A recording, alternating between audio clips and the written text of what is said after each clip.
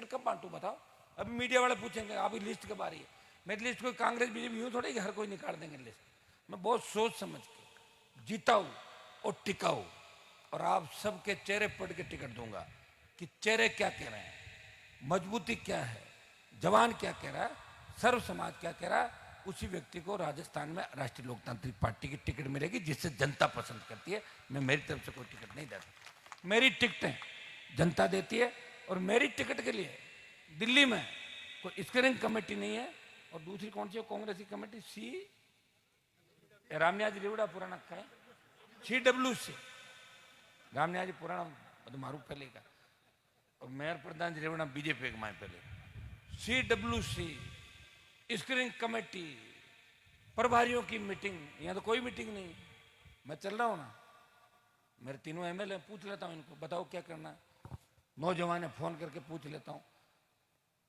इस समय जब सारे लोग टिकट में व्यस्त है, हनुमान बेनीवाल इस राजस्थान की जनता को सत्ता संकल्प के माध्यम से अपना हक और अधिकार दिलाने के लिए लगातार लगा हुआ। उसे चिंता नहीं है टिकट की, उसे चिंता है कि मैं राजस्थान के भाइयों को जगाऊं और उन्हें उनका हक दिलाऊं, और इन दोनों पार्टियों की पोल पट्टी खोलूं आपके सामने। ये चिंता मुझे। जिस तरह आज मुस्लिम समाज के हमारे नेताओं ने, प्रिंस साहब ने और ज्वाइन की पार्टी, और ये आश्वस्त किया। मैं अनिल गोरख पे पूछ रहा था हमारे चेयरमैन साहब को, अनिल जी क्या आपके शहर में कुछ ठीक कराओ, पिछली बार तो यार बिल्कुल 500-700 भी पटक दिया था सिटी के अंदर। तो ये कह रहा है आपके ठीक, मैं कि इतना तो काम भी करा रहा हूँ यार, कम से कम ये तो देखो कि नागौर के पार्टी RLP पार्टी कहाँ की है। बोले साहब RLP पार्टी को बनाने वाला नागौर जिले का है। यही बहुत बड़ी बात हुई, राजस्थान में पार्टी कहाँ बना पाए लोग। इस चीज की वोट दे दो आधे तो। हनुमान जी ने पार्टी बनाई, हमारा भाई है, जब चाहते मिल जाता है, प्रयास करता है, किसान जवान टोल की बात करता है, भ्रष्टाचार के खिलाफ बात करता है, अपराध के खिलाफ बात करता है, सबको साथ लेके चलने की बात करता है। मेरे घर के दरवाजे सर्व समाज के लिए खुले में। हाँ, एक मेरी आदत है कि मैं थोड़ा सा हैंग हो जाता हूँ चलते चलते। हैंग तो एप्पल का फोन भी हो जाता है। अभी 13 Pro 14, अब आया 15, थोड़ा ज्यादा करो हैंग। एक व्यक्ति है, कितना लोड है उसके ऊपर बताओ। एक परिवार को चलाने के अंदर 2 भाई 3 भाई होते हैं, वो भी नाराज होकर रूठ जाते हैं, बैठ जाते हैं। एक व्यक्ति सबको साथ लेके चल रहा है। मेरे पास कोई सेठ साहूकारों की फौज नहीं जो मुझे अभी फाइनेंस कर रही हो। चुनाव में साधन संसाधन बहुत बड़ी आवश्यकता होती है।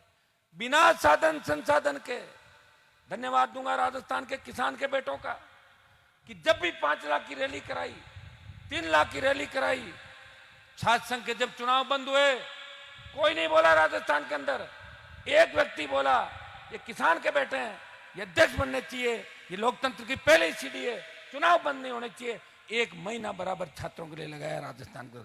वो 1 महीना मैं चाहता तो 1 महीना पहले यात्रा पूरी कर लेता, लेकिन मैं कोई बात पकड़ता हूं उसको बीच में नहीं छोड़ता, प्रयास करता हूं। और मैं छोटे भाइयों को आश्वस्त करता हूं कि छात्र संघ चुनाव तो सरकार को कराना ही पड़ेंगे। अभी उनके हाथ में कलम है, कलम की ताकत है। चुनाव होंगे, आप थोड़ा वेट एंड वॉच करें, लेकिन आप इस चीज की तरफ ध्यान दें कि कांग्रेस का संगठन है, बीजेपी का संगठन है, लेकिन कांग्रेस बीजेपी का कोई नेता छात्र संघ चुनाव कराने के पक्ष में नहीं बोला। राजस्थान के अंदर एक ही व्यक्ति लड़ा, राजस्थान में दर्जनों रैलियां की। और जयपुर के अंदर जब रैली थी तो जब आप की तरह हम बैठे थे, बरसात आ गई, डोम नहीं लगाया, भीग रहे थे बच्चे। जब बच्चों को भीगते हुए देखा तो मैंने कहा मैं ये भीग रहा, मैं यहाँ मंच में अच्छी बात नहीं, तो मैं भी 2.5-3 घंटे उनके साथ भीगा था। नेता तो चुपचाप चले जाते हैं अपनी गाड़ी के अंदर। ये लोग नेताजी भीग दिया, माए ले लो, माए ले लो। मेरे को अंदर नहीं, मैं उनके साथ भीगा। आपने देखा होगा, दुख सुख के अंदर छोड़ के नहीं गया कभी आपको। ये मेरे संघर्ष का ही परिणाम है कि कुछ व्यवस्था ठीक हुई नागौर के अंदर। पहले हेड कांस्टेबल ज्ञापन लेने के लिए आता था, जिन नेताओं के बड़े बड़े नाम थे, देखा हुआ मेरा उनको। 98-99 में जब आया था तो मैं एक प्रदर्शन को लेके SP ऑफिस में घुस गया, 150 को लेके। जब SP का ऑफिस उधर होता था पीछे, ये बाद में नया बना था, तो मैं गया तो होचपोच हो गया SP सारे CID कि यहाँ कोई ऐसे आ सकता है क्या। उसके बाद तो रोज काम चालू हो गए। अब तो राजस्थान में जब चाह DG सड़क पर आया, जब चाह कमिश्नर आया, जब चाह कलेक्टर आया, जब चाह SP आया कि नहीं आया सड़कों पर। ये तो रोज का ही काम हो गया। और कहीं अन्याय हो गया मेरे पास टेलीफोन आ गया तो सबसे पहले बयान हनुमान बेनीवाल का आया। चाहे अन्याय करने वाले मेरी जाति के लोग होंगे, लेकिन फिर भी हनुमान बेनीवाल ने पीड़ित पक्ष को न्याय दिलाया कि अन्याय नहीं सहन करेंगे, वोटों की कभी परवाह नहीं की। मैं उन नेताओं को जानता हूं। जब आपकी ये जोधपुर की विश्वविद्यालय के अंदर जब बालिका के साथ रेप हुआ था, वो बीजेपी संगठन के लड़के थे रेप करने वाले। मैंने बीजेपी के एक नेता को पूछा, आप बयान नहीं दे रहे हैं? बोले बयान तो दे दें, लेकिन हमारी जाति क्या है और पार्टी क्या है। वो जाति भी उनकी थी और पार्टी भी उनकी थी, नहीं बोलते। एक व्यक्ति है जो सर्व समाज के लिए लड़ता है, फिर भी लोग कहते हैं ये तो जातिवाद करता है। और जातिवाद मैं थोड़ी कर रहा हूँ, 1000-1500 साल से जाति तो लिखी हुई है पहले से। फार्म भराती है सरकार, जब उसमें लिखाती है जाति क्या है, पिताजी का नाम क्या है, ये तो सारी लिखी हुई फार्म में भी ही हो रहा है, चुनाव में भी लिखा होगा। अब तो जाति के जनगणना चालू होगी। हमने तो मांग करी कि जातिगत जनगणना चालू करो ताकि हर समाज को पता लगे उसकी संख्या कितनी है। मैं प्रयास करूंगा कि हर समाज को राजस्थान की विधानसभा के अंदर टिकट दूं, जिनकी संख्या कम है उनको भी टिकट देके विधायक बनाऊं। अगर जातिवाद की बात होती तो इंदिरा जी एमएलए थोड़ी बनती यहाँ इस विधानसभा के अंदर। आप बताइए, पुखराज जी गर्ग, जिनकी जाति की संख्या भोपालगढ़ के अंदर बहुत कम है, विधायक बने। मैंने 57 टिकटों में से कम 40-45 टिकट दूसरी जातियों में दिए थे राजस्थान के अंदर। 9 मुसलमान थे, 12 मेघवाल थे, गुजर, मीणा, यादव, तमाम जातियों को बावरी समाज के लेके। और हनुमान बेनीवाल ने टोटल जो उपचुनाव लड़े आपने देखे होंगे, ये उपचुनाव इस बात की ओर इंगित कर रहा है कि आरएलपी मारवाड़ में ही प्रभाव नहीं रखती, वो बल्लभनगर के अंदर बीजेपी को चौथे नंबर पर डालती है और सरदार शहर के अंदर 50,000 वोट लेके भारतीय जनता पार्टी को ये सबक सिखाती है। ये मेरा ही संघर्ष है कि मोदी अमित शाह 5-5, 7-7 दिन से आ रहे हैं। और मुझे जब खुशी हुई, बीच में हमारे खरनाल के भी काफी सामने बैठे ये अध्यक्ष जी और सब खड़े हैं, मुझे पता लगा कि मोदी जी खरनाल आ रहे हैं, तो मैंने कहा आना ही था। जब मैं बैठा हूं तो खरनाल तो आएंगे, क्यों नहीं आएंगे भाई। मैं उनको लगता है कि हनुमान को कैसे घेरे हैं, आ जाओ, बढ़िया है, मोदी जी आए, 2 तेजाजी का जयकारे लगाए। मैं तो यही चाहता हूं कि ज्यादा से ज्यादा तेजाजी का जयकारा लगाएं लोग। जो लोग वीर तेजाजी को नहीं मानते थे राजस्थान में, मैंने उन सबके हाथ में माइक पकड़वा दिया, अगर वोट लेना है बोलो जय जय हो, जय हो, बोलो एक नहीं बोलो जय। अच्छा काम किया। और कोई बिना मन जय बोलता है तो उसका काम वैसे ही हो जाता है। हम देख रहे हो कि मैं तो खाली काम के लिए जय बोलूं, निकल जाऊं, तो फिर दोबारा सेकंड टाइम में निकल जाते हैं। हम जयकारा लगाते हैं, सब समाज थोड़ी देखते हैं कौन सा देवता कौन से समाज का है। हम तमाम लोग देवताओं का जयकारा लगाते हैं। हम तेजाजी की जय बोलते हैं, राम सपीर की बोलते हैं, मीराबाई को भी करते हैं, जिन्होंने भक्ति और शक्ति से इस राजस्थान को एक नई दिशा दी।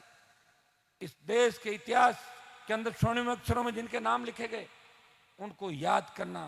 लोक देवता किसी एक जाति का नहीं होता, वो लोक देवता होता है, वो सबका देवता होता है। इस बात को अगर राजस्थान में साकार किया तो नागौर के सांसद ने हर व्यक्ति को साथ बैठना सिखाया। ये 2019 का जो लोकसभा का चुनाव था, तब आपने देखा होगा कि किस तरह समाजों को साथ बिठा के वोट दिलवाने का काम किया। मैं जातिवाद नहीं लाया, जातिवाद वसुंधरा जी लाई थी। वो कहती थी मैं जाट की बहू हूं। प्रधान जी शुरू के अंदर 2002 में वसुंधरा के साथ ही खड़े रहते रथ के अंदर, रामोतार जी, प्रधान जी रुकना, मैं आपको टिकट दूंगी, बहुत नजदीक थे। जाट की बहू, राजपूत की बेटी, गुजर की समदन, मैं नहीं लाया, मैडम लाई। और मैडम ने क्या किया कि जिस इलाके में गई वहीं का बेस पहन लिया। मैंने तो नहीं पहने कपड़े, देखे क्या मेरे यही कपड़े हैं, इन्हीं कपड़ों में चल रहा हूं। खाली वोट लेने के लिए ढोंग, बेरुपया बनना, इस तरह की कलाकारियां करनी, इसका मतलब आप ढोंगी हो। वोट के लिए तो ढोंग करो और वोट मिल जाए ना, तो दूर भगाओ, किसी से मिलना नहीं, भगो भगो भगो, कपड़े खराब कर दोगे और उस समय जा रहे हो आप सबके साथ। तो ये काम मैंने नहीं किया।